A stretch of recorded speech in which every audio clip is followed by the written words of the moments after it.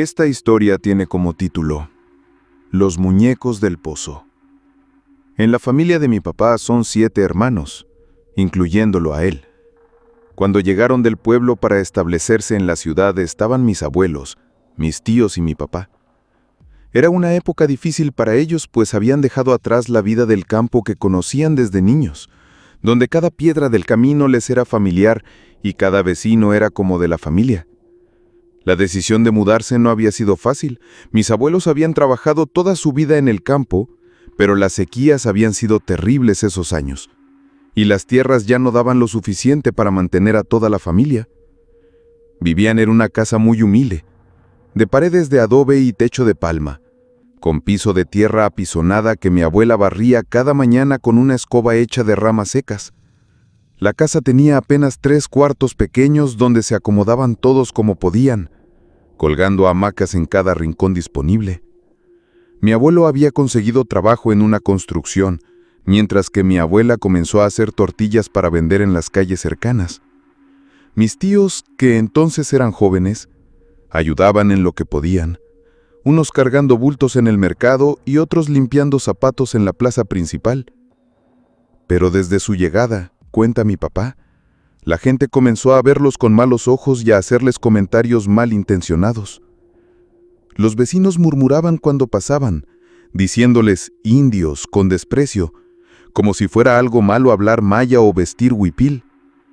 Las señoras del barrio se quedaban calladas cuando mi abuela pasaba por la calle, pero apenas la perdían de vista comenzaban con sus chismes venenosos.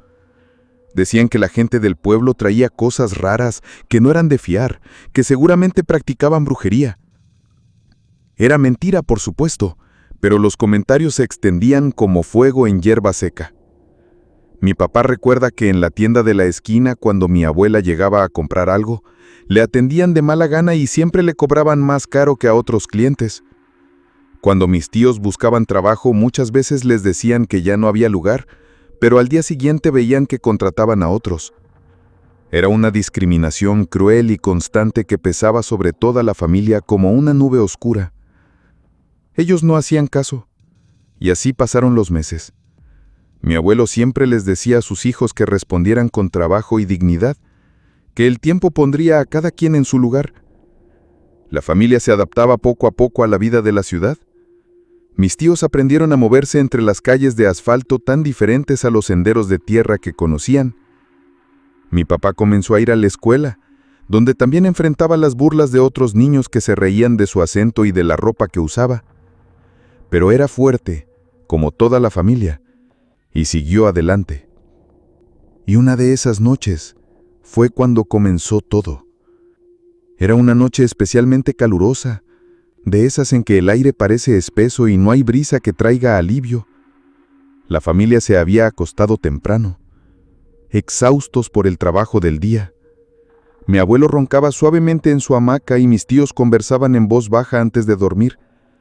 Fue entonces cuando lo escucharon por primera vez. Empezaron a escuchar silbidos. Pensaron que era alguno de los hermanos haciendo travesuras, pero pronto se dieron cuenta de que todos estaban en sus lugares. Los silbidos eran extraños, no como los que haría una persona, sino más agudos, penetrantes, que parecían venir del mismo suelo.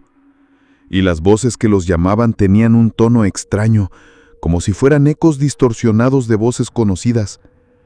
Mi papá cuenta que una noche escuchó claramente que alguien lo llamaba José, José, pero cuando preguntó quién era, solo hubo silencio. Mis tíos también comenzaron a escuchar sus nombres, susurrados en la oscuridad. A veces con cariño, a veces con burla. Mi abuela, que dormía poco por las preocupaciones, fue la primera en notar que algo verdaderamente extraño estaba ocurriendo. Les lanzaban pequeñas piedras, tantas que según mi papá y mis tíos llegaban a formar un montoncito con las piedras que les arrojaban. Estas piedras aparecían de la nada, cayendo del techo, desde las esquinas, o simplemente materializándose en el aire para golpear suavemente a quien estuviera cerca. No eran lanzadas con fuerza, como si quien las arrojara no quisiera lastimar, sino solo molestar, inquietar y mantener a la familia en un constante estado de alerta. Las piedras aparecían incluso cuando todas las puertas y ventanas estaban cerradas. Mis tíos recogían las piedras cada mañana y, efectivamente, formaban pequeños montículos en el patio. En la casa tenían una bomba de agua para llenar el pozo y un árbol de tamarindo junto a este, con la estructura donde se sostenía la cubeta que bajaba al pozo. Era un árbol viejo y frondoso, que daba buena sombra durante el día y bajo el cual mi abuela solía sentarse a desgranar frijoles o remendar la ropa. El pozo era profundo y angosto, y mi abuelo había instalado una polea simple con una cuerda y una cubeta de metal para sacar agua más fácilmente. En las noches se escuchaba como si alguien estuviera sacando agua o cortando el tamarindo. El chirrido de la polea se escuchaba claramente, seguido del sonido de la cubeta golpeando contra las paredes del pozo al subir y bajar. También se oían los ruidos de alguien subiendo al árbol, el crujir de las ramas al doblarse y el sonido de los tamarindos cayendo al suelo. Pero cuando alguno de la familia salía a investigar, todo estaba en silencio y en orden. Mi papá recuerda que una noche el más valiente de mis tíos decidió quedarse despierto para ver qué pasaba. Se acostó en su hamaca, pero mantuvo los ojos abiertos, esperando. Cerca de las 2 de la madrugada comenzaron los ruidos. Se escuchaba claramente a alguien trabajando en el pozo, pero cuando mi tío se asomó cuidadosamente por la ventana, no había nadie. La cubeta estaba inmóvil, el árbol quieto, pero los sonidos continuaban como si hubiera trabajadores invisibles realizando sus tareas nocturnas. Al amanecer, cuando contaban esto a sus amigos, algunos decían que eran duendes y no faltaba el que no les creía. En el trabajo, cuando mi abuelo o mis tíos mencionaban lo que estaba pasando, algunos compañeros asentían con conocimiento, contando historias similares que habían escuchado. Otros hablaban de duendes traviesos o de espíritus inquietos. Pero también había quienes se burlaban abiertamente. Un compañero de trabajo de mi abuelo, un hombre grande y escéptico llamado don Roberto, se reía a carcajadas cuando escuchaba estas historias. Puras supersticiones de pueblo, decía, golpeando la espalda de mi abuelo. Son ratones grandes o gatos del vecindario. Sus burlas dolían, pero mi abuelo mantenía la calma. Por eso, mi papá y 2 de mis tíos invitaron a uno de estos amigos a pasar una noche en la casa. Don Roberto había insistido tanto en que todo era imaginación, que finalmente aceptó el desafío. «Voy a demostrarles que no hay nada», decía, inflando el pecho con orgullo. Llegó esa noche con una botella de cerveza, dispuesto a hacer mofa de los miedos de la familia. La noche comenzó tranquila. Don Roberto se acomodó en una hamaca prestada, bromeando sobre los espíritus que vendría a ver. Cenó con la familia, elogió la comida de mi abuela y siguió haciendo chistes sobre espíritus y duendes. Pero cuando llegó la medianoche comenzaron los silbidos. Al principio don Roberto trató de mantener su postura escéptica. «Es el viento», decía, pero su voz ya no sonaba tan segura. Luego comenzaron a caer las piedras. Una le pegó en la frente, otra en el hombro. Se levantó de la hamaca buscando de dónde venían, pero no encontró nada. Su rostro comenzó a cambiar, la burla se convirtió en preocupación y la preocupación en miedo. Cuando comenzaron los ruidos del pozo, don Roberto ya estaba sentado en su hamaca tenso y alerta. El sonido de la polea era indiscutible y se escuchaba tan cerca que parecía estar al lado de la ventana. Se levantó para ir a ver, pero mis tíos lo detuvieron. «Es mejor no salir», pero él insistió. Salió al patio y vio cómo las ramas del tamarindo se movían solas, como si estuviera alguien subido en ellas cortando fruta, pero no había nadie. La cubeta del pozo subía y bajaba sola, con el agua chorreando como si alguien invisible la estuviera manejando. El pobre hombre quedó allí, inmóvil, viendo cómo el agua se derramaba sola del pozo. Esa misma noche don Roberto salió corriendo de la casa sin siquiera despedirse. Al día siguiente, cuando lo vieron en el trabajo, estaba pálido, ojeroso, y no volvió a burlarse de las historias de mi abuelo. De hecho, cada vez que alguien mencionaba el tema cambiaba de conversación o se alejaba. Creo que es de más decir que él nunca volvió y quedó muy espantado. Noches después de esta visita, mi abuela, ya harta de todo, salió a la parte delantera donde estaba el pozo y los ruidos, los cuales habían cesado. Cabe mencionar que mi abuela era muy alta, siempre vestía su huipil y solo hablaba maya. Era una mujer imponente, de presencia fuerte que había criado a 7 hijos y enfrentado muchas dificultades en su vida. Sus canas estaban siempre recogidas en un chongo apretado, y sus ojos negros tenían una determinación que pocos se atrevían a desafiar. Esa noche, mi abuela había llegado al límite de su paciencia. Los ruidos habían sido particularmente intensos, y habían visto cómo sus hijos perdían el sueño y se volvían cada vez más nerviosos. Se levantó de su hamaca con decisión, se acomodó su huipil y salió al patio descalza, sin miedo. Cuando llegó al área del pozo, todo estaba en silencio. Era como si cualquier presencia que hubiera estado allí se hubiera retirado ante su llegada. Mi abuela se quedó allí por un largo rato, observando el árbol de tamarindo, el pozo y cada rincón del patio. Al día siguiente, cuenta mi papá, ella sin decírselo a nadie, fue a una catedral y le pidió al sacerdote un cirio bendito. Mi abuela caminó varias cuadras bajo el sol intenso, con su huipil blanco y su rebozo azul, hasta llegar a la iglesia principal de la ciudad. Ahí, en su español entrecortado, le explicó al padre lo que estaba pasando. El sacerdote, un hombre mayor, que había visto muchas cosas en su ministerio, no se burló ni dudó de sus palabras. Le dio un cirio bendito, agua bendita, y la bendijo a ella también. Mi abuela también pasó por la casa de una señora maya que conocía, quien le regaló un ramo de hierbas sagradas, las cuales habían sido curadas con oraciones antiguas. Esa mujer, que había sido partera en el pueblo, le dijo a mi abuela que reconocía las señales de trabajos hechos con mala intención, y le enseñó algunas oraciones en maya para proteger a la familia. Esa misma noche, cuando comenzaron nuevamente los ruidos, mi abuela salió al frente, encendió el cirio y con su rosario, un crucifijo y su ramo bendecido, empezó a golpear el pozo y el árbol mientras rezaba en maya y pronunciaba palabras en esa lengua para ahuyentar a lo que fuera que causaba esos ruidos. Su voz se alzó en la oscuridad, fuerte y clara, recitando oraciones que habían sido enseñadas por su abuela. Mi papá y mis tíos, que observaban desde la ventana, nunca habían visto a su madre así. Parecía crecer en estatura. Su presencia llenaba todo el patio y su voz resonaba con una autoridad que venía de lo más profundo de sus ancestros.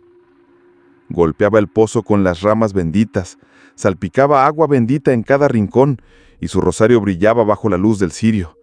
Las palabras en maya fluían de sus labios como un río poderoso. Hablaba a los espíritus, a las fuerzas oscuras, ordenándoles que se fueran, que no tenían derecho a molestar a su familia. Su oración subía y bajaba en tonos que parecían música antigua, música que tenía el poder de mover montañas y calmar tempestades. Mi papá y mis tíos juran, y mis abuelos lo contaban igual, que en ese momento cuando mi abuela terminó sus oraciones en maya, 3 figuras como muñecos oscuros bajaron del árbol de tamarindo y descendieron por el tubo del pozo, hundiéndose en él. Eran formas pequeñas, como de niños, pero con algo profundamente perturbador en su apariencia. Los muñecos eran completamente negros, sin rasgos faciales claros, pero emanaban una sensación de malevolencia que hizo que toda la familia sintiera un escalofrío. Se movieron lentamente, como si no quisieran irse, pero no podían resistir el poder de las oraciones de mi abuela. Uno por uno, se deslizaron hacia el pozo y desaparecieron en sus profundidades. Mi abuela, con lágrimas en los ojos cuando lo contaba, salió al día siguiente muy temprano en busca de 3 señores que la ayudaran a limpiar el pozo. Había pasado la noche en vela, rezando y manteniendo velas encendidas, sabiendo que el trabajo no había terminado. Necesitaba que el pozo fuera limpiado completamente, que se sacara todo lo que había sido puesto allí para hacer daño a su familia. Estos hombres que se dedicaban a ese trabajo eran conocidos en el barrio por su profesionalismo y discreción.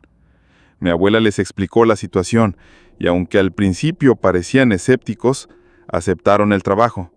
Bajaron con cuerdas y equipos, preparados para limpiar el pozo de sedimentos y basura acumulada.